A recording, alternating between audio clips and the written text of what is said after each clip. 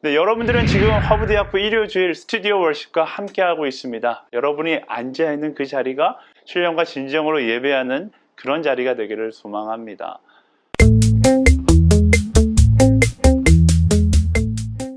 사람이요, 사랑을 시작하면요, 삶 가운데 이상한 일들이 일어나기 시작해요. 평상시에는 안 그랬는데 이상한 사람이 됩니다. 대표적인 변화가 어떤 변화냐면 자꾸만 그 사람이 보고 싶어지는 거예요. 분명히 하루 종일 데이트를 했음에도 불구하고 집에 가서 전화하자마자 뭐라고 얘기합니까? 보고 싶어, 보고 싶어, 보고 싶어 이렇게 이야기하잖아요. 그게 바로 사랑하는 사람들의 변화인 겁니다. 그렇게 매일같이 만나고 보고 싶어 하다가 시간이 지나면 어떤 사람들은 만나는 것이 좀 실증나는 사람들이 있어요.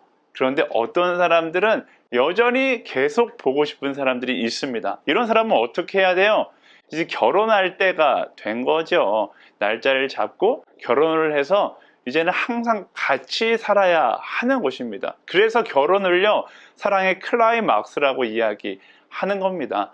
그런데 결혼하는 게 쉬울까요? 네, 화부대학부 여러분들 아직 모르겠지만 결혼할 때가 되면 알 거예요. 결혼하는 게 생각보다 쉽지 않습니다. 결혼하려면 진짜로 많은 것들을 준비해야 돼요. 스드메 이거 해야죠. 예식장도 잡고 드레스도 고르고. 근데 그건 뭐 쉬운 거예요. 집도 찾아야 되고, 집을 사면 뭐합니까? 집을 계약하면 뭐합니까?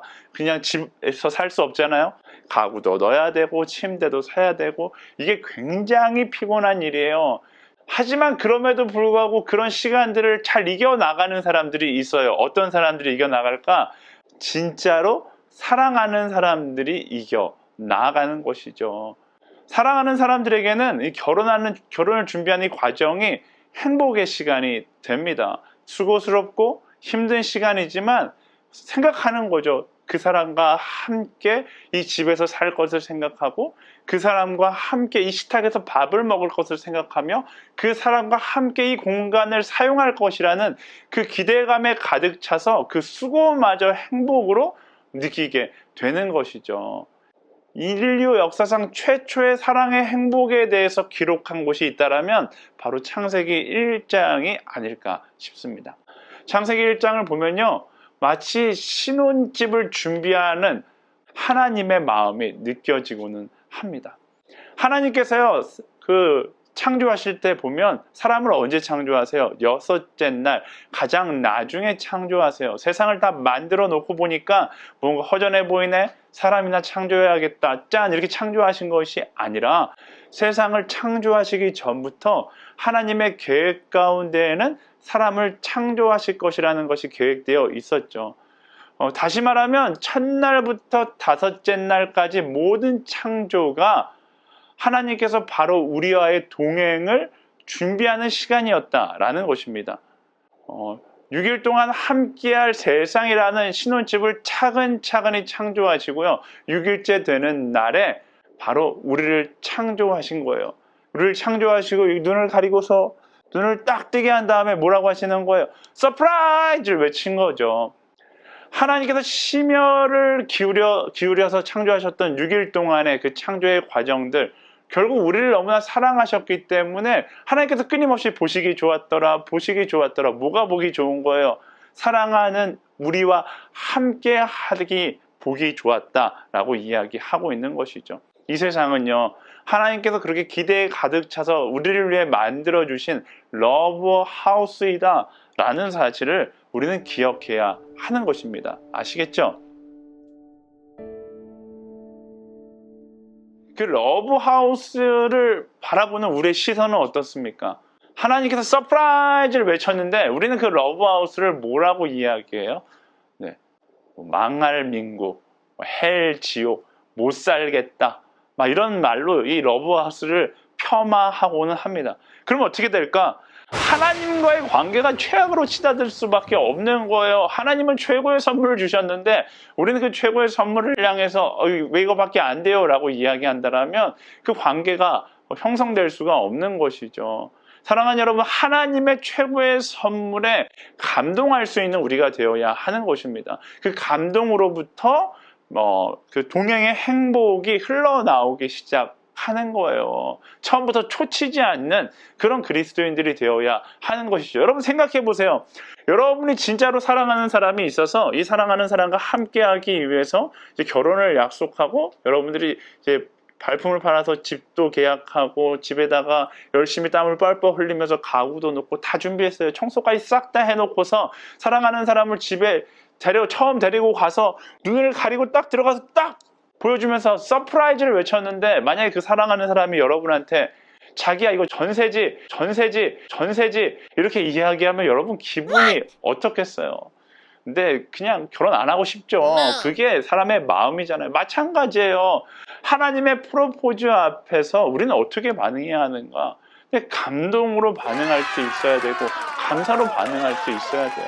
우리가 정말로 하나님 최고를 외칠 수 있는 그런 사람이 될 수 있어야 하는 것입니다. 사실 매일 아침마다 하나님께서 우리를 위하여 서프라이즈를 준비해 주세요. 매일 밤 눈을 감고 아침에 눈을 뜨는 순간 하나님께서 우리의 눈을 뜨게 하시면서 오늘 펼쳐질 세상을 보여주시면서 뭐라고 말씀하시는 거예요? 서프라이즈! 내가 너를 위해 오늘을 준비했다라고 말씀하시는데, 여러분 아침에 어떻게 일어나셨어요? 혹시 일어나기 싫다, 영원히 이대로 잠들었으면 좋겠다, 이런 생각하신 건 아니시겠죠? 똑같은 하루가 시작된다 이런 생각이 아니라 하나님께서 우리를 위해 준비해 주신 감동의 하루가 시작된다는 것을 기억하고 하나님 앞에 감동의 멘트, 감사의 고백을 하며 하루를 시작할 수 있어야 하는 것입니다. 사랑하는 여러분, 날마다 매일 아침마다 매 순간마다 하나님 앞에 감동할 수 있는 그런 그리스도인들이 되기를 소망합니다. 그 감동과 감사의 고백이 나의 하루의 행복을 시작하게 만드는 것이죠. 하나님께서 이 세상이라는 최고의 러브하우스를 준비해 주셨어요. 오늘이라는 최고의 순간을 우리에게 허락해 주셨습니다. 그 하나님의 선물 앞에 뭐라고 외쳐야 되는 거예요? 자기가 최고야 라고 이야기할 수 있는 그런 그리스도인들이 되어야 하는 것이죠. 하나님과의 동행의 시작, 우리의 감동의 고백, 감사의 고백으로 시작할 수 있는 그런 모두가 되기를 축복합니다. 어쩌면요, 우리를 감동하게 하는 것, 그게 하나님의 최대 관심사일 수 있다는 생각이 들었어요. 하나님은 우리를 너무나 소중하게 여기시거든요. 어떻게 알 수 있는가? 그 사람을 만드실 때 구별해서 만드신 것을 보면 알 수 있습니다. 오늘 말씀 한번 볼까요? 창세기 1장 26절에서 27절까지의 말씀 함께 읽어보겠습니다. 하나님께서 말씀하시기를 우리가 우리의 형상대로 우리의 모양을 따라 사람을 만들어 그들이 바다의 물고기와 공중의 새와 가축과 온 땅과 땅 위에 기는 모든 것을 다스리게 하자 하시고, 하나님께서 사람을 그분의 형상대로 창조하시니 곧 하나님의 형상대로 사람을 창조하시되 하나님께서 그들을 남자와 여자로 창조하셨습니다. 아멘. 하나님은요, 사람을 다른 생물들과 구별하여 창조하셨다라고 말씀하십니다. 말씀으로 다른 생물들을 창조하셨다라면 사람들만큼은 어떻게 창조하셨다고 이야기합니까? 하나님께서 우리가 함께 모여 회의를 해서 우리의 형상대로 만들자라고 결정해서 하나님께서 직접 흙으로 사람을 창조하시고 생기를 불어넣으셔서 창조하신 거잖아요. 그게 바로 우리예요. 하나님의 스페셜리티, 하나님의 작품의 끝판왕이 바로 사람이라는 것이죠. 하나님의 형상대로 만들어진 최고의 작품, 그게 바로 여러분이에요. 여러분 스스로를 한번 보세요. 하나님의 형상이 느껴집니까? 여러분 거울을 보세요. 여러분 스스로가 하나님의 최고의 작품이라는 것에 동의하세요? 여러분 모습 가운데 하나님의 형상이 얼마나 보입니까? 여러분의 모습 가운데 예수님의 모습이 얼마나 보이세요? 우리는 찬양하잖아요. 형제의 모습 속에 보이는 하나님의 형상 아름다워라. 네, 형제의 모습 속에 보이는 하나님의 형상이 아름다워야 되는데 여러분 보이나요?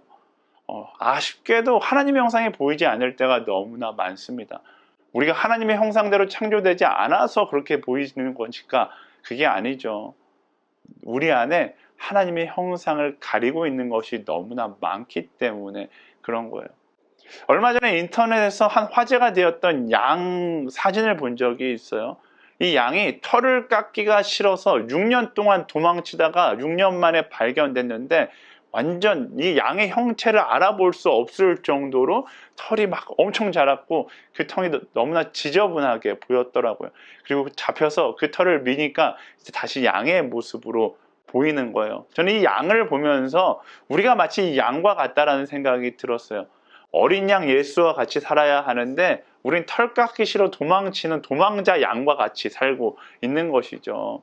그 털을 잘라내야 가볍게 살 수 있고 그 털을 잘라내야 양과 같은 모습으로 살 수 있는 것. 마찬가지예요. 우리 인생 가운데 우리의 욕심과 죄의 것들을 잘라내야 하나님의 형상으로 살 수 있는데 오히려 우리는 그것을 망각하고 세상의 모든 죄를 다 짊어매고 세상의 모든 욕심을 다 짊어매고 다니면서 투덜거리며 살아가는 것. 그게 우리의 모습이 아닌가 한 번쯤 생각해 볼 수 있어야 하는 것 같습니다. 하나님의 형상은 사라진 것이 아니라 가리워지는 거예요. 죄로 가리워진 나를 씻어내면 비로소 하나님의 형상이 보이기 시작하는 것이죠. 세상의 욕심과 탐욕으로 가리워진 나의 영적 지방들을 제거해야지 하나님의 형상이 보이는 거예요.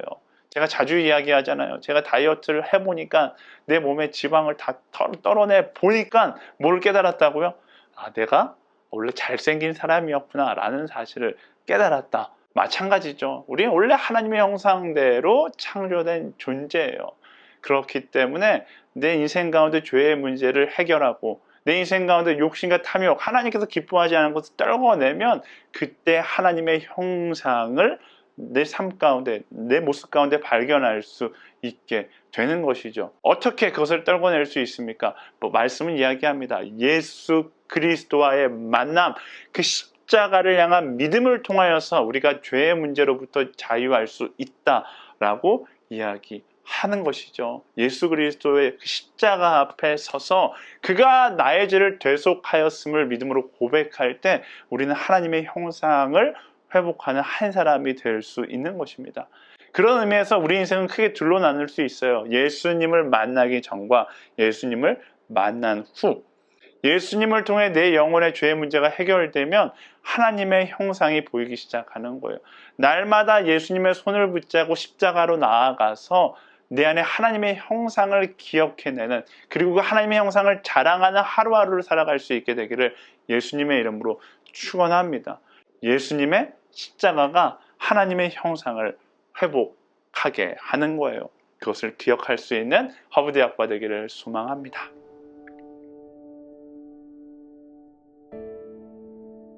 그렇다면 그 형상을 회복한 사람의 삶은 어떤 삶인가? 29절과 30절 말씀 함께 읽어보겠습니다. 하나님께서 말씀하시기를 내가 땅 위에 씨 맺는 온갖 풀과 씨가 든 열매를 맺는 온갖 나무를 너희에게 주었으니 이것들이 너희의 먹을 양식이 될 것이다. 그리고 땅의 모든 생물과 공중의 모든 새와 땅 위에 기는 모든 것들 곧 생명이 있는 모든 것들에게는 내가 온갖 푸른 풀을 먹이로 주었다 하시니 그대로 됐습니다. 하나님께서 하나님의 형상대로 사람을 창조하시고 이렇게 말씀하세요. 내가 땅 위에 있는 씨 맺는 온갖 풀과 씨가 든 열매를 맺는 모든 나무를 너희에게 주었으니 이것들을 너희가 먹을 것이다 라고 이야기합니다. 그리고 말씀하시기를 생명 있는 모든 것들에게 충분하게 먹을 것을 주었다 라고 말씀하세요. 여기서 중요한 포인트, 충분하게 주셨다라는 것입니다. 충분하게 주셨다. 하나님은 이 세상을 창조하실 때 부족하게 주시지 않으셨어요. 충분하게 주셨어요. 근데 문제는 무엇인가? 오늘날 충분하게 살지 못하는 사람들이 너무나 많다라는 것이죠. 둘 중 하나일 거예요. 만족함이 없든지, 둘째 정말로 부족하든지. 근데 문제는 반면에 넘치게 살아가는 사람도 너무나 많이 있다라는 것입니다. 충분하지 못한 사람이 있다는 것 자체가 사실 누군가가 독점하고 있다는 것을 의미하는 것이기 때문에 그렇죠. 여러분, 독점은 재앙을 낳습니다. 성경에는 하나님이 사람에게 깨달음을 주기 위해서 재앙들을 주시는 경우가 나타나 있지만 오늘날 우리가 경험하는 재앙의 거의 대부분은 어디서부터 시작되는가? 결국 사람의 욕심, 사람의 독점하고자 하는 마음으로부터 시작된다는 것을 알 수 있어요. 하지만 아이러니하게도 재앙의 피해는 누가 받는가? 독점하는 사람이 아니라 그 반대편에 있는 사람들이 고스란히 받게 되죠. 결국 충분히 주신 하나님의 문제가 아니라 그 충분히 주신 하나님의 은혜를 나누지 않았던, 제대로 다스리지 못한 사람들이 문제인 것이죠. 잘못된 다스림으로 망가진 세상, 그게 오늘 우리의 모습인 거예요. 이 잘못된 다스림으로 망가진 세상, 누가 회복해야 하는가? 오늘 말씀이 이야기하죠. 하나님의 형상을 가진 우리가 올바른 다스림으로 회복시켜 나아가야 하는 것입니다. 그게 우리에게 주어진 숙제인 거예요. 올바른 다스림으로 이 땅을 회복시켜 나아가는 것, 그것을 뭐라고 이야기합니까? 바로 선교라고 이야기하는 것이죠. 물론 그 선교에는 먹을 것을 가져다 주고 의학적인 도움을 주는 것, 그런 거 다 포함되어 있습니다. 하지만 그것보다 더 중요한 게 뭐예요? 예수 그리스도라는 참된 생명을 전하고 하나님의 형상으로 회복시키는 것, 하나님의 형상을 기억하고 십자가 앞에 서서 죄의 문제를 해결하고 모든 사람들이 하나님의 형상을 회복하는 것, 그게 참된 선교이고 참된 다스림의 사역이다라는 것을 우리가 기억해야 합니다. 그리고 그 다스림의 사역에 동참할 수 있는 우리 한 사람 한 사람이 될 수 있어야 하는 거예요. 잘못된 다스림으로 망가진 세상을 회복시킬 수 있는 것은 예수 그리스도의 사랑뿐입니다. 사랑이 다스릴 수 있도록 세상에 사랑을 전할 한 사람을 하나님께서 찾고 계시는 것이죠. 하나님의 리크루팅은 오늘날도 계속되고 있습니다. 하나님의 리크루팅에 스카웃된 사람들이 성경 말씀에 기록되어 있고요. 하나님은 여전히 우리들 가운데 그 세상을 회복시킬, 하나님의 형상을 회복시킬, 제대로 다스릴 수 있는 사람들을, 제대로 선교할 수 있는 사람들을 찾고 계신다라는 것입니다. 그 하나님의 리크루팅에 동참할 수 있는, 하나님께 스카웃되는 한 사람 한 사람이 되기를 예수님의 이름으로 축원합니다. 말씀을 정리할게요. 3가지 포인트를 나눴습니다. 하나님은 우리를 너무나 사랑하셔서 우리에게 가장 적합한 세상을 창조하셨어요. 그리고 우리에게 서프라이즈 외치시면서 이 세상을 보여주셨죠. 우리가 하나님의 그 서프라이즈 앞에 어떻게 반응해야 한다고요? 감동으로, 감사함으로 반응하는 거예요. 감동과 감사로 반응할 때 우리는 우리를 사랑하는 하나님의 더 큰 사랑을 경험할 수 있게 되는 것입니다. 2번째, 하나님은 우리를 하나님의 형상대로 창조하셨어요. 다만 우리의 잘못된 죄의 습관들이 하나님의 형상을 보이지 않도록 우리를 가리고 있는 것이죠. 예수 그리스도와의 동행을 통해서 하나님의 형상을 회복하고 그 형상을 자랑하는 삶을 살아갈 수 있게 되기를 소망합니다. 3번째, 하나님은요, 우리에게 세상을 다스리라고 말씀하십니다. 하나님 우리에게 충분히 주셨어요. 그 충분한 것을 하나님의 방법으로 다스리라고 이야기합니다. 근데 이 세상은 잘못된 다스림으로 하나님의 계획과 어긋난 모습으로 흘러갈 때가 너무나 많아요.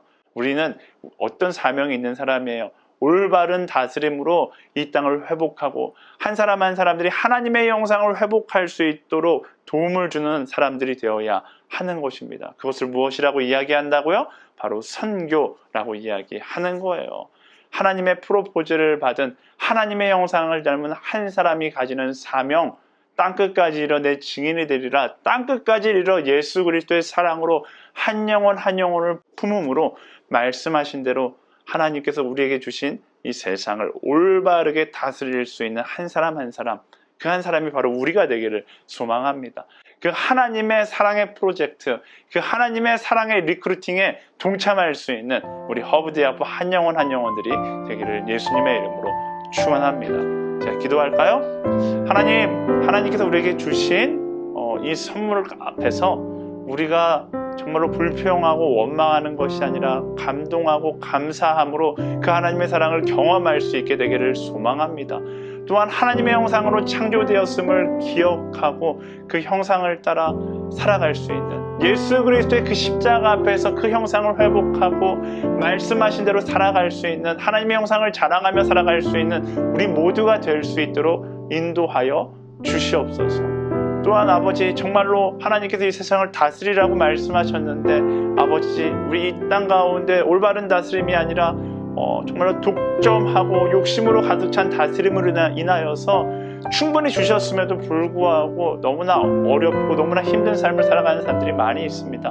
우리가 이 상황 가운데서 원망하고 좌절하고 앉아있는 것이 아니라 하나님께서 말씀하신 그 다스림의 방향성을 따라서 예수 그리스도의 그 사랑을 가지고 이 땅을 회복해 나아가는 하나님의 사람으로 살아갈 수 있도록 인도하여 주시옵소서. 하나님의 그 프로포즈에, 하나님의 그 리크루팅에 예스라고 대답하고 순종하며 하나님의 형상을 가지고 이 땅을 회복시켜 나아가는 한 사람 한 사람 예수 바보들로 살아갈 수 있도록 인도하여 주시옵소서. 이끄시는 그 하나님께 우리의 삶을 맡겨드리며 살아계신 예수 그리스도의 이름으로 간절히 기도드립니다.